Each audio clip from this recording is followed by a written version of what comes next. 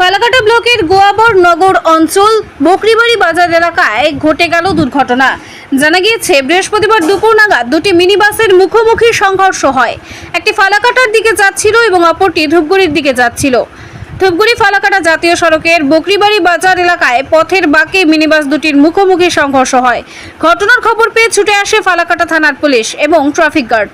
দুটি মিনিবাসে থাকা যাত্রী ও চালক কিছুটা জখম হলেও তাদেরকে ফালাকাটা সুপার স্পেশালিটি হাসপাতালে চিকিৎসার জন্য পাঠানো হয়েছে। তবে কী কারণে এরকম দুর্ঘটনা ঘটলো, যদিও সেই বিষয়ে সঠিক কোনো তথ্য পাওয়া যায়নি। স্থানীয়দের প্রাথমিক অনুমান, মিনিবাস দুটির চালক দ্রুত গতিতে থাকায় আচমকা পথের বাঁকে নিয়ন্ত্রণ হারিয়ে ঘটনাটি ঘটে। পুলিশ গাড়ি দুটিকে বাজেয়াপ্ত করে এবং ঘটনার তদন্ত শুরু করেছে। পুলিশ সূত্রে জানা গিয়েছে, বরাবরই সেফ ড্রাইভ সেভ লাইফ নিয়ে প্রচার চলছে।